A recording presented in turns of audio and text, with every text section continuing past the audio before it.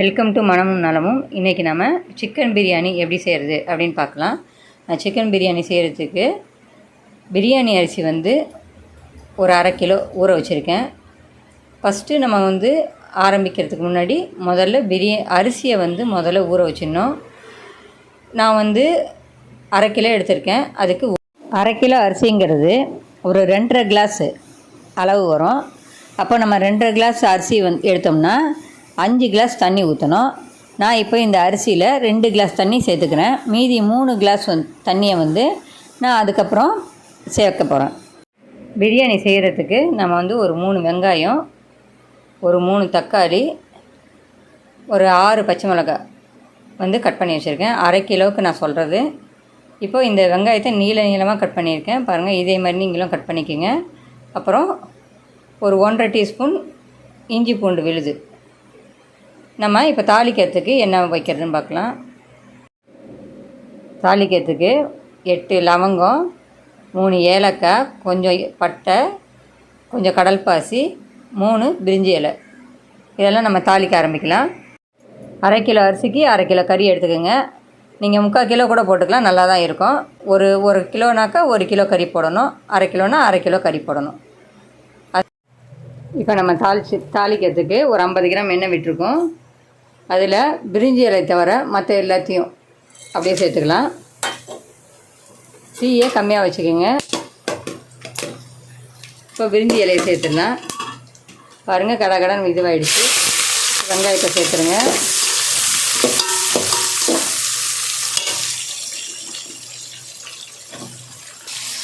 வெங்காயம் பொன்னிறமாக வர வரைக்கும் வதக்கிக்கணும்.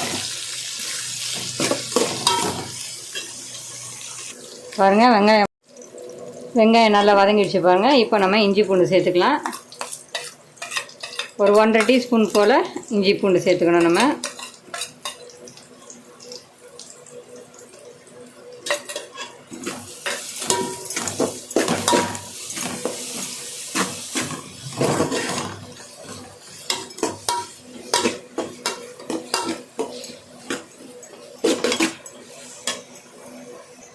இஞ்சி பூண்டு போட்டு 1 நிமிஷம் வதக்குங்க.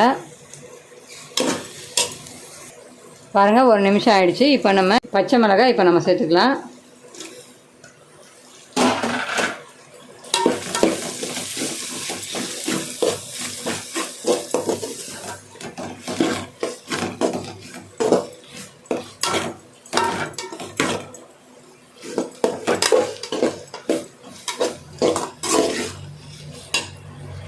பச்சை மிளகாய் லைட்டாக வதங்கினா போதும்.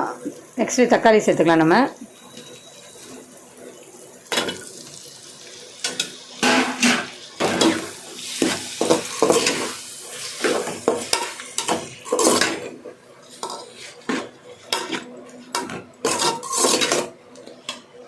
தக்காளி நல்லா வதங்கணும்.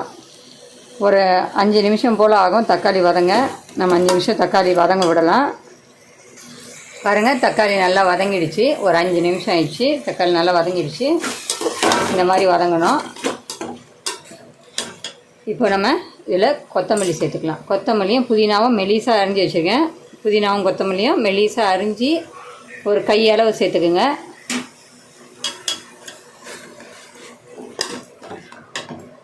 அதுக்கப்புறம் ஒரு 1/2 டீஸ்பூன் மிளகாத்தூள் எடுத்துக்கோங்க.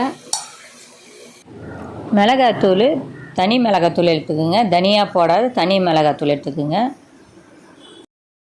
கரம் மசாலா பொடி ஒரு 1/4 டீஸ்பூன் எடுத்துக்கோங்க. சோம்புத்தூள் ஒரு 1 டீஸ்பூன்.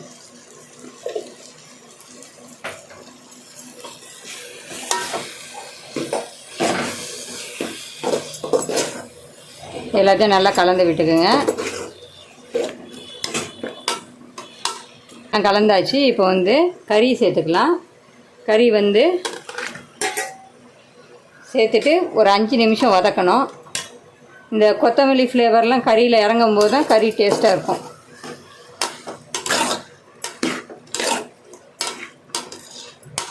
நல்லா கறியை நல்லா வதக்கி விடுங்க. இதில் ஒரு 1/4 டீஸ்பூன் போல் மஞ்சள்தூள் சேர்த்துக்கலாம். உப்பு ஒரு 2.5 டீஸ்பூன் உப்பு சேர்த்துக்குங்க. நம்ம குண்டாவில் தான் செய்கிறோம், பாத்திரத்தில் தான் செய்கிறோம், குக்கரில் செய்யலை. அதனால் தம் போட போகிறோம். நம்ம கறி நல்லா வேகணும். நம்மளுக்கு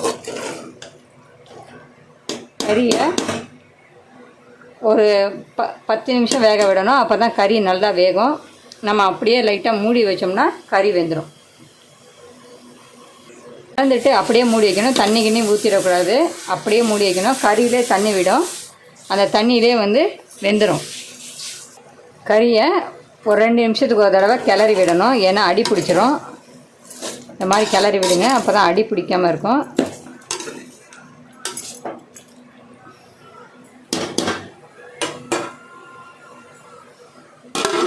கிளறி விட்டு மூடி வச்சுருங்க. பாருங்கள் சிக்கன் எவ்வளோ தண்ணி விட்டுருக்குன்னு. சிக்கனோட தண்ணியிலே சிக்கன் வெந்துடும். நம்ம வந்து எக்ஸ்ட்ராவாக தண்ணி ஊற்ற வேண்டிய அவசியம் இல்லை. சிக்கன் வெந்துருச்சான்னு பார்க்குறதுக்கு நம்ம வந்து கெட்டியாக இருக்கும் இல்லையா, சதப்பகுதியாக இருக்கக்கூடிய சிக்கனை எடுத்து நம்ம வந்து பார்க்கணும்.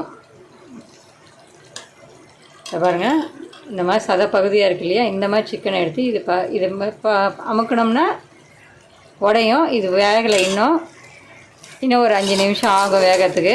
நம்ம அப்படியே மூடி வைக்கலாம். பாருங்கள் சிக்கன் வந்துடுச்சு.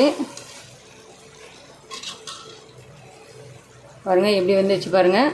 இதை மாதிரி வரணும். இதை மாதிரி வர வரைக்கும் வேக வைக்கணும். நான் தண்ணியே ஊற்றலை, சிக்கனோட தண்ணியிலே தான் வெந்திருக்கு. நம்ம வந்து சிம்மில் வச்சு பொறுமையாக வேக வைக்கணும். ஒரு 10 நிமிஷம் கண்டிப்பாக ஆகும் சிக்கன் வேகிறதுக்கு. நீங்கள் ஹை ஃப்ளேமில் வச்சிட்டிங்கனாக்கா சிக்கனில் இருக்க தண்ணியெல்லாம் வற்றி போயிடும், தீஞ்சு போயிடும். சிம்மில் வச்சு கொஞ்சம் சிம்மை விட மீடியம் ஃப்ளேமை விட கொஞ்சம் கம்மியாக வச்சு மூடி வைங்க. சிக்கன் சீக்கிரம் வெந்துடும். பாருங்கள் சிக்கன் எப்படி வெந்திருக்குன்னு பாருங்கள். புட்டோனே டக்குன்னு வருது பாருங்கள். இந்த மாதிரி வேகணும். இப்போ நம்ம வந்து அரிசி சேர்த்துக்கலாம். பாருங்கள் அரிசி நல்லா ஊறிடுச்சு. பாருங்கள் எப்படி தண்ணி எல்லாம் இழுத்துடுச்சு. நம்ம வந்து இப்படி இதில் கொஞ்சம் லைட்டாக தண்ணி இருக்கும், அந்த தண்ணியோடு தான் சேர்க்க போகிறோம் நம்ம. பாருங்கள் நான் தண்ணியோட கொஞ்சம் தண்ணி இருந்தது, அதோடு தான் சேர்த்துருக்கேன். நம்ம வந்து ஏற்கனவே வந்து 2 கிளாஸ் தண்ணி அரிசியில் ஊற்றி ஊற வச்சுருந்தோம். நான் வந்து 1/2 கிலோ அரிசி எடுத்திருந்தேன் இல்லையா, 1/2 கிலோ அரிசி வந்து 2.5 கிளாஸ் வந்தது எனக்கு. அப்போ நான் 5 கிளாஸ் தண்ணி ஊற்ற போகிறேன். இப்போ நான் 2 கிளாஸ் தண்ணி அரிசியில் ஊற்றிட்டேன். மீதி 3 கிளாஸ் தண்ணி தான் நான் இதில் ஊற்ற போகிறேன். பாருங்கள் நான் 3 கிளாஸ் தண்ணி அளந்து எடுத்துன்னு வந்துட்டேன். அந்த தண்ணியை நான் சேர்த்துக்கிறேன். இப்போ தான் நம்ம இதை கலந்து விட்டுக்கலாம். இப்போ இதை ஹை ஃப்ளேமில் வச்சுக்கோங்க. நல்லா ஃபுல் ஃப்ளேமில் வச்சுக்கோங்க. தீ நல்லா கூட்டி வச்சுக்கோங்க. தண்ணி டக்குன்னு கொதிக்கணும். இப்போ நம்ம இதை மூடி வச்சிடலாம். அரிசி வேகிறதுக்குள்ளே நம்ம வந்து ஒரு பாத்திரத்தில் தண்ணி வச்சுக்கலாம். நல்லா தண்ணி கொதிக்க விட்டுருங்க. ஒரு இந்த மாதிரி அகலமாக இருக்கிற பாத்திரமாக எடுத்துக்கோங்க. ஏன்னா மேலே வைக்கும்போது சூடு ஃபுல்லாக பரவுற மாதிரி இருக்கணும். இந்த மாதிரி அகலமான உள்ள பாத்திரத்தில் தண்ணி எடுத்து கொதிக்க வச்சுக்கோங்க. இதை வந்து நம்ம தம் கட்டுறதுக்கு வச்சுக்க போகிறோம். தண்ணியை மூடி போட்டு நல்லா கொதிக்க விட்டுருங்க. பாருங்கள் நல்லா கொதி வருது. இன்னும் ஒரு 2 நிமிஷம் வைங்க. சாதம் நல்லா வெந்து வரணும். ஒரு 2 நிமிஷம் வைங்க.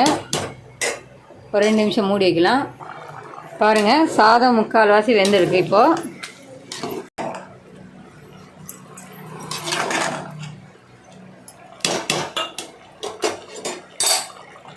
இதை அப்படியே வந்து மூடி போட்டு சிம்மில் வச்சுருங்க. தீயை மூடி போட்டு சிம்மில் வச்சுருங்க. தீயை சுடு தண்ணி நம்ம வச்சோம் இல்லையா, அந்த சுடு தண்ணியை எடுத்து மேலே வச்சிடலாம். பாருங்கள் சுடு தண்ணி எடுத்து நான் இது மேலே வச்சுட்டேன். தட்டு போட்டு அது மேலே வச்சுட்டேன். இப்போ நம்ம சிம்மில் தீ வச்சுருக்கோம். ஒரு 10 நிமிஷம் அப்படியே விட்டுருங்க. 10 நிமிஷம் கழித்து நம்ம இறக்கிடலாம். அவ்வளோதான் பிரியாணி. கொஞ்சம் கொத்தமல்லி தூவி இறக்க வேண்டியதுதான். பாருங்கள் ஒரு 10 நிமிஷம் ஆயிடுச்சு. நம்ம ஸ்டவ் ஆஃப் பண்ணிடலாம். இப்போ நம்ம மேலே இருக்க தம்மை எடுத்துடலாம். திறந்துட்டு பாருங்கள் எப்படி இருக்குன்னு. இதில் கொத்தமல்லியை போட்டு ஒரு 5 நிமிஷம் மூடி வைங்க. அதே மாதிரி தம் போட்டுருங்க. தம் போட்டு ஒரு 5 நிமிஷம் மூடி வச்சுருங்க. பாருங்கள் பிரியாணி எப்படி வந்திருக்குன்னு பார்க்கலாம். பாருங்கள் ரொம்ப மணமாக இருக்குது. இந்த கொத்தமல்லியோட ஸ்மெல்லு வந்து வரணும். அப்போ தான் பிரியாணி நல்லா வாசனையாகவே இருக்கும். பாருங்கள் எப்படி இருக்குது பாருங்கள். அரிசி ஒன்றோட ஒன்று ஒட்டாமல் நல்லா பலபலன்னு ரெடியாக இருப்பாங்க. இதே மாதிரி நீங்களும் செஞ்சு பாருங்கள், நல்லா வரும். இந்த வீடியோ உங்களுக்கு பிடிச்சிருந்தா லைக் பண்ணுங்கள், ஷேர் பண்ணுங்கள், சப்ஸ்கிரைப் பண்ணுங்கள். நெக்ஸ்ட் வீடியோவில் நம்ம பார்க்கலாம்.